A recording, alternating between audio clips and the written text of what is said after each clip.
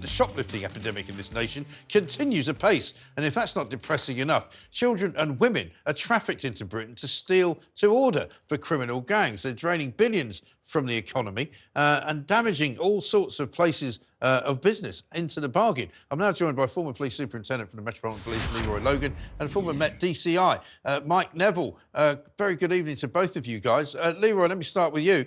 Is this a new phenomenon that we're seeing here? We're seeing an awful lot of gangs. We had some video yesterday of a pickpocketing gang operating in Leicester Square, very brazenly, just straight out in the open. I know we've always had it, but is it getting more organised, and is it worrying for you that this is happening now on a kind of daily basis just before Christmas? Well, it's a worrying trend because if you look at it, how social media has broadened the scale of it, the coordination, and how it's used to mobilize people on a large scale. And then obviously you tie that in with the trafficking piece and how vulnerable people are being exploited by traffickers, slavery type elements in the whole sort of matrix of the toolkit of getting people to do what they want. We have seen that people are getting more and more attracted to this form of crime.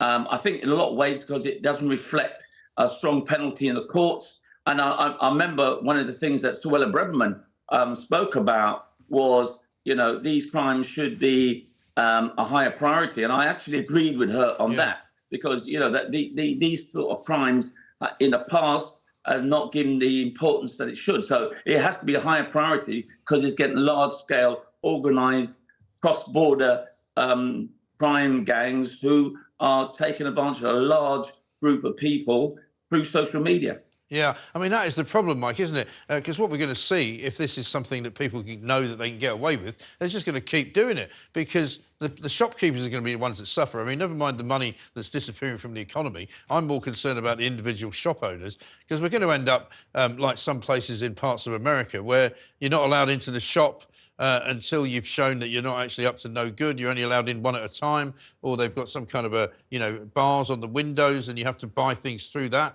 I mean, it's horrible. It is horrible, and there's several reasons for all this. You've firstly got the police recruiting the wrong people. They're not people who don't make arrests. So I found out that 80% of the Met hadn't arrested anybody in a year. Even if evidence is gathered like CCTV. I dealt with one police force, Bedfordshire. They're only identifying 7% of the people captured on CCTV. So it's almost like not worth getting in the first place. Right. And then, as Leroy has indicated, when they go to court, they're getting very pathetic sentences. And you've also got a conservative, unbelievably, minister, Alex Chalk, saying that we shouldn't be putting people in prison for what he terms sort of minor crimes. So this means this sort of shoplifting. And there's also, whereas, if you leave your fingerprints or DNA anywhere in the country, there's a sort of national database to be checked upon. Yeah.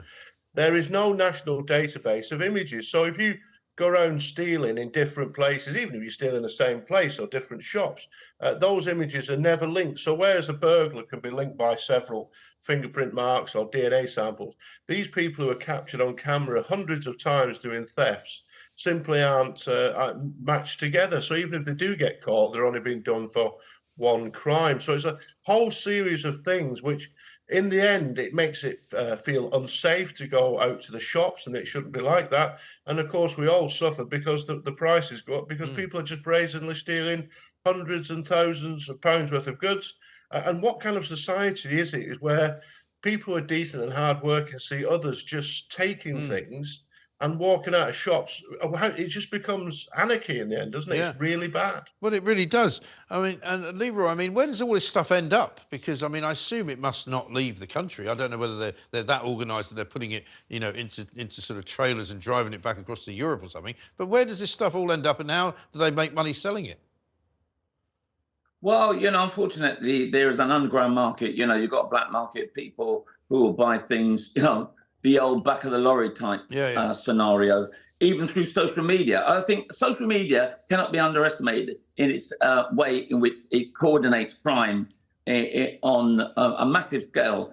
And I think it's been picked up by the retailers against crime. They're realizing how social media is working on this, and they're trying to raise their game, because I think retailers really need to understand that police are not going to be reacting as they should. Maybe in the future they will be, but they have to bring in their own assets to, one, security, beef up their security, to ensure that they've got those CCTV, facial recognition, all of these things to help to get a case and to pass it on to the police so that they can lead to convictions. And as we've already said, the courts need to reflect penalties that deter these people from this type of activity. And if we've got people who are applying to be asylum seekers or whatever, and they're involved in crime, they've got to be sent back ASAP, because that's one of the issues why we got a lot of people milling around, can't work. They're in this limbo situation in a hotel or on BB or whatever it may be, and they're being picked off by these organised gangsters. So these are the sort of things we've got to speed up the process. So, you know, if the application's accepted, fine. If not, go back. And especially if you're committing crimes and you're in that transition phase, you've got to go back. Yeah, I think that's got to be a no-brainer. Right, I mean, James cleverly says he's going to crack down on these gangs, but, I mean, if they crack down on the gangs the same way they crack down on the illegal migrants, we're going to not have anybody stopping stealing anytime soon, are we? No, it's out of control. And what's, as Leroy has said, though, the private sector really taking this into their own hands. There's good schemes like Face Watch, where you've got people being spotted on facial recognition when they come into the shops.